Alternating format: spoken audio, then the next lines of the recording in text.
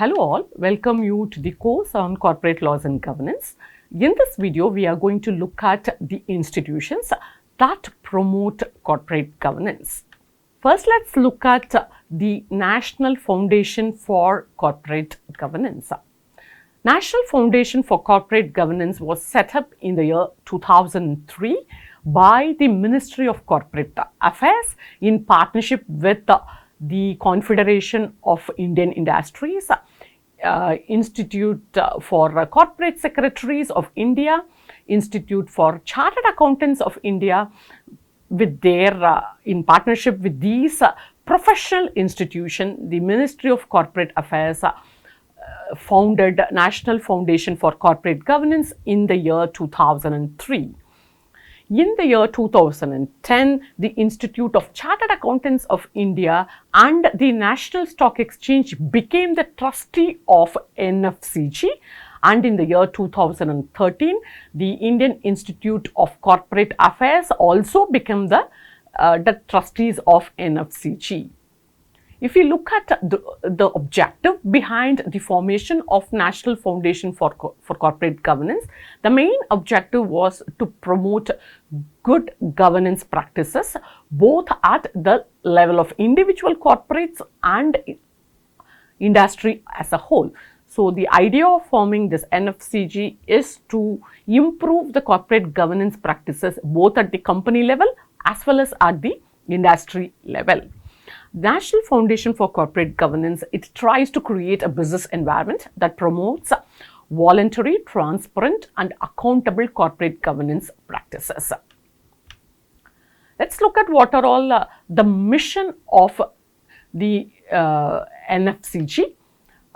If we look at the first mission is to foster a culture of good corporate governance among the companies as well as in all the industries. They want to create a framework of best practices, structures, process and ethics at the company as well as at the industry level. NFCG wants to reduce the existing gap between the corporate governance framework and actual compliance by the corporates. They want to ensure that many companies comply with all the regulatory framework with respect to corporate governance. They want to reduce the number of people who do not comply with the regulatory framework.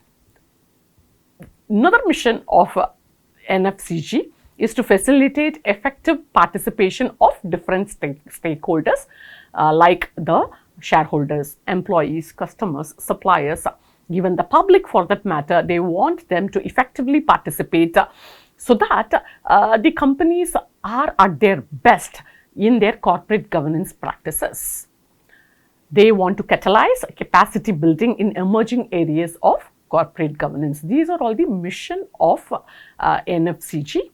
Let's look at what are all the objectives of NFCG. The first objective is that they want to improve the quality of corporate governance. They want to enhance the corporate social responsibility performance of the corporates. They want the companies to be ethical in all their business practices. They want the companies to focus on sustainability, environment, social and governance. When we talk about environment, it is to do with the companies should go for renewable energy. They should have a very good waste management system both for the toxic waste as well as the non-toxic waste. They should reduce or somewhere down the line they should effectively manage the water. Whenever there is a scarcity in the availability of water, they are expected to be very equitable with their workers, wherein they will have to have a very good payment policies, as well as they will have to give importance to the socially disadvantaged, where we talk about the gender diversity, physically challenged, tribal. So, somewhere down the line they will have to give importance to the socially disadvantaged in the economy, and not only that, they are expected to maintain transparency, accountability and fairness in their operations. So, so one of the objectives is that companies should start focusing on ESG, that is environment, social and governance. The next objective of NFCG is that the companies should have a very good risk management framework, so that the company can assess what are all the risks that the company faces, and they should have effective policies to manage these risks. NFCG also wants the companies to have a very good governance with respect to the data, where they have to maintain privacy of the data of their investors and other stakeholders for that matter, and they will have to have a very good cyber security system so that there will not be any data breach. So these are all the objectives of NFCG.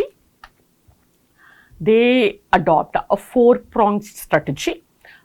They want to influence the policy through advocacy. When we talk about the policy happens at the governmental level. So through their advocacy, by recommending, by doing research, they want to play an advisory role to the government in the policy formulation. And policy formulation with respect to corporate governance, corporate social responsibility, etc., governance, etc. And they want to empower the companies through education, research and the resource hubs. They want to enhance the connect with the different entities, like they want to have they want to bring in many companies as the members, and they want to collaborate or in fact they go for international collaborations and partnership in order to enhance the quality of corporate governance in India. They also build on funding, branding as well as social media. Let's look at the governing structure of NFCG. We have the Governing Council, Board of Trustees as well as the Executive Directorate. When we look at the Governing Council is under the control of the Honorable Minister of Corporate Affairs, Government of India. Honorable Minister of Corporate Affairs, Government of India is the chairperson of the Governing Council. If you look at the function of Governing Council, it plays a strategic role with respect to the formulation of policies on corporate governance, corporate social responsibility, etc. Then we have the Board of Trustees. The chairperson of the Board of Trustees is the Secretary, Ministry of Corporate Affairs.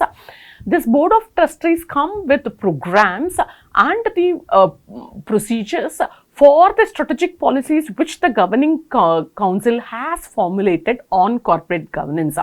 So, Board of Trustees come with the procedures that should be followed in the implementation of the various policies which have been formulated at the Governing Council level. Then we have the Executive Directorate. Executive Directorate is headed by the Executive Director and who is the Chief Executive Officer of NFCG, and the Chief Executive Officer of the NFCG is supported by Secretariat, who would be supporting the activities of the Executive Directorate. And the Executive Directorate function, if you look at the role of the Executive Directorate, is that they implement whatever policies that had been formulated at the governing level using the procedures and procedures which had been suggested by the Board of Trustees. So, implementation of all the policies that had been formulated at the Governing Council level and which had been curated by the Board of Trustees through the procedures and programs with which they want these policies to be implemented, and the actual implementation is getting taken care by the Executive Directorate. Let's look at what are the key activities of NFCG. First activity is accreditations. Nearly 47 institutions are accredited as the National Center for Corporate Governance by NFCG.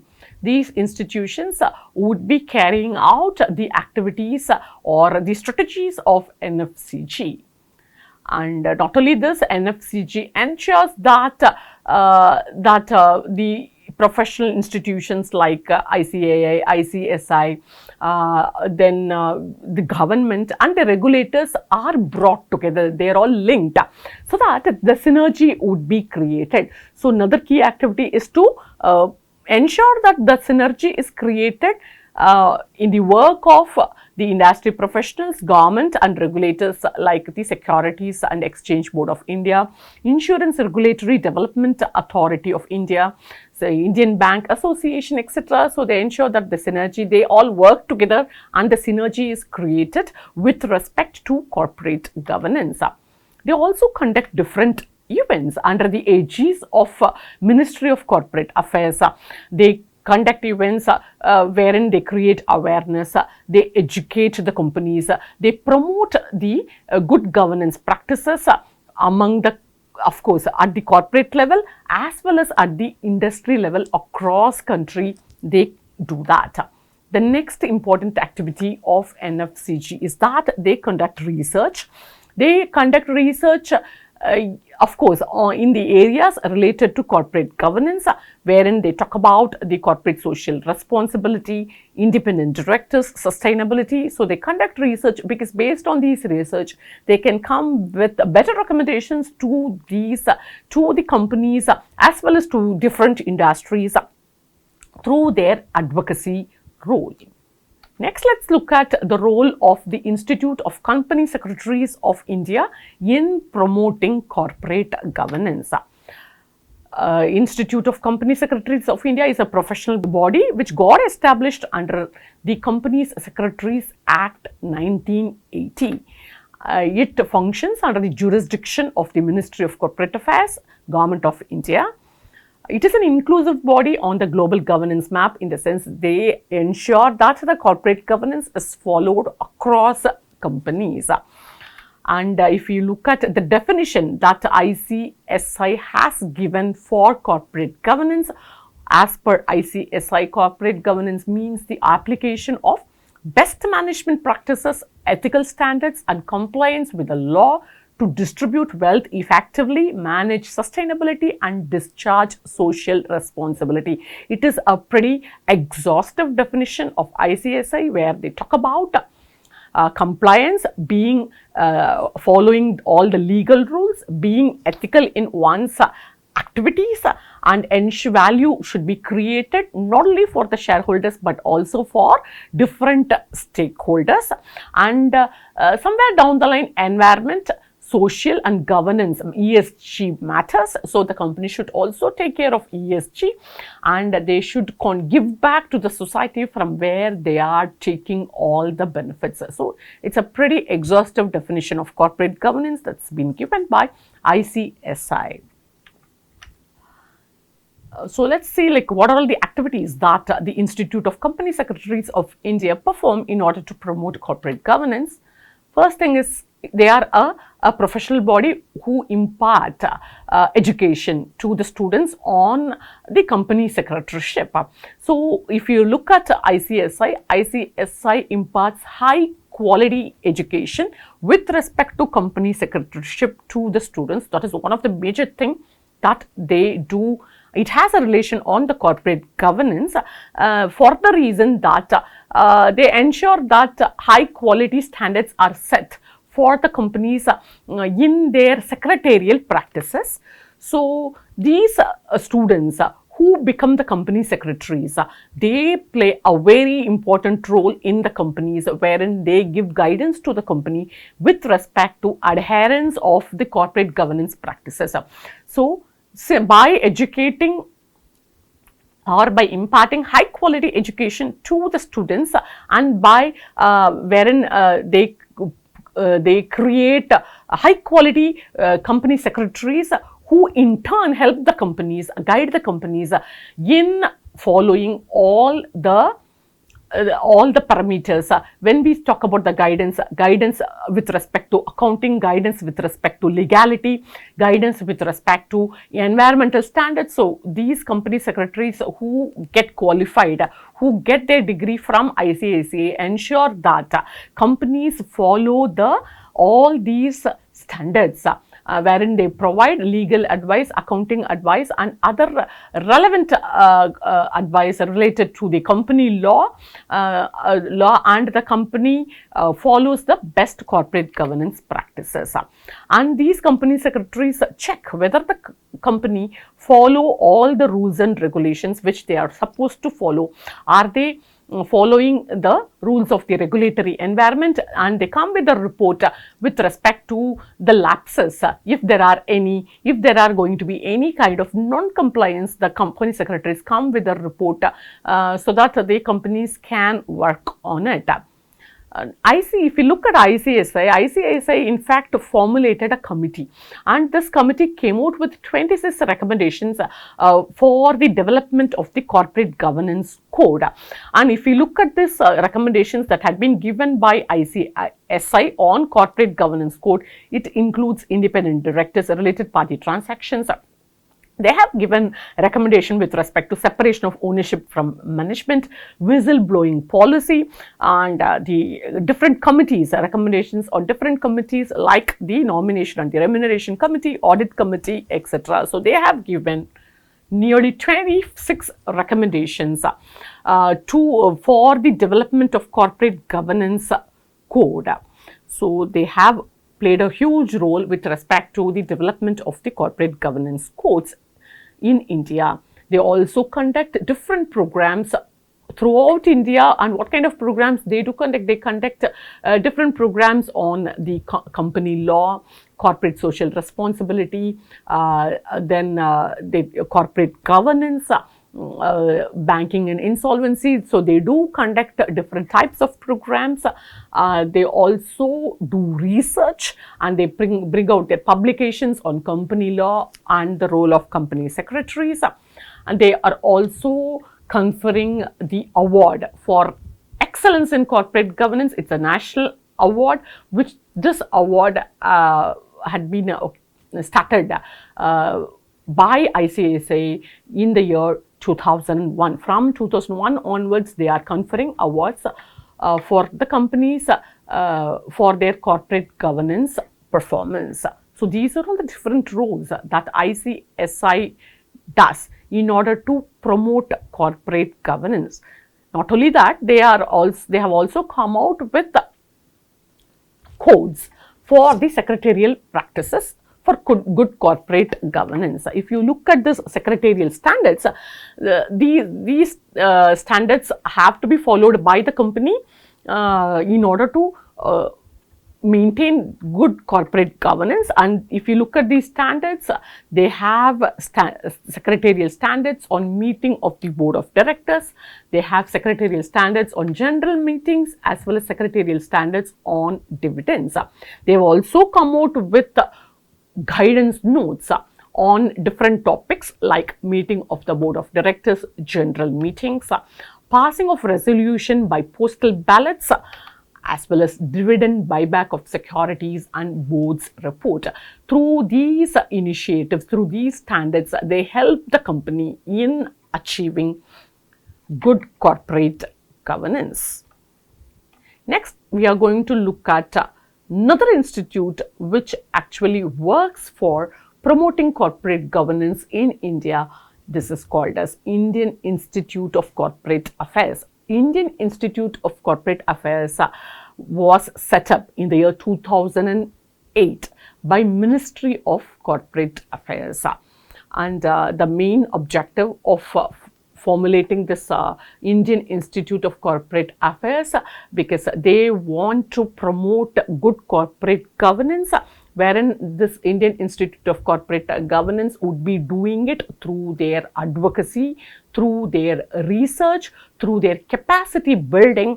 The Indian Institute of Corporate Affairs endeavors to promote corporate governance. So, Indian Institute of Corporate Affairs was set up by Ministry of Corporate Affairs in the year 2008. Let's look at what are all the different strategies that the Indian Institute of Corporate Affairs follow in order to promote corporate governance. First strategy that it adopts is that it acts as an agent to the government. how does Indian Institute of Corporate Affairs act as an agent to the government is that it has a registry of independent directors, and this institute ensures that these independent directors get professional training throughout the year. So they maintain a registry of independent directors, and they ensure that these independent directors are professionally trained so that they will give their best to the board of directors or in the functioning of the company. They also take initiatives in imparting investors education and the investors protection. They also collaborate with the Government of India in awarding the corporate social responsibility awards, as well as in conducting the CSR summits at different places in India. And they also make efforts in collaborating or in cooperating with the regulatory bodies like the Securities and Exchange Board of India, IRDAI, etc. So these are all the different activities which the Indian Institute of Corporate Affairs does under being an agent to the government in promoting corporate governance. They also, another strategy with respect to promoting the corporate governance by the ICAS, that they want to augment the human resources, and they want to augment the human resources by establishing chairs. When we talk about the chairs on different areas like the corporate governance, corporate social responsibility, bankruptcy and insolvency. So these are all the different areas where they want to establish chairs, and they endeavor to create a flat structure in the Indian Institute of Corporate Affairs so that they can perform effectively in their different project specific activities. And the performance of the Indian Institute of Corporate Affairs will also become more flexible due to the flat structure which they are planning to go with, and they try to have a ratio of human resources for the revenue making units and the non-revenue making units equal, in order to they want to bring down the ratio of human resources both in the revenue making units as well as the non-revenue making unit, in order to bring a balance between the two. And for the different institutes and the schools which the Indian Institute of Corporate Affairs operate, they want to come out with a performance management system wherein the faculty members would be evaluated very effectively. They will also have, they will ensure that the performance of the faculty members are evaluated, and they give their best with respect to promoting the corporate governance. They engage with the experts of eminence and the thought leaders by roping in the adjunct faculty, visiting faculty, professor emeritus for imparting education. And not only that, they ensure that the Indian Institute of Corporate Affairs, the different institutes and schools take up projects, both government funded as well as using the CSR funds of different companies. They also have the board of studies at their different institutes and the schools in order to come out with the recommendations with respect to capacity building. Indian Institute of Corporate Affairs focus on high quality programs by offering capacity building courses to the boards of different companies, and their main focus is the public sector undertaking, wherein they try to give capacity building courses to the boards of units like the Department of Forest, so Department of or Ministry of External Affairs. So they try to impart this capacity building courses to the boards of different public sector undertakings. They also offer short-term training programs to the different companies. So when we talk about this short-term training programs, somewhere down the line they also ensure that these training programs take into account the international standards, so that the companies would be trained to perform as per the international standards on corporate governance. They also, one of their strategy is to take up challenges in the corporate governance, where they want to improve the effectiveness of advocacy, effectiveness of the mediators, as well as the effectiveness of the performance of the independent directors, coming out with a smart corporate social responsibility. So these are all some of the challenges that they work on. Even they look at the human rights. They also want to develop networking and partnership. They actually work towards collaborating with international institutions like SAARC, ASEAN. So they network with these international bodies. Not only that, they want to, they in fact rope in delivery partners. Not that every education or research have to be done by them. So what they do, they rope in the delivery partners. These delivery partners would be coming out with the materials.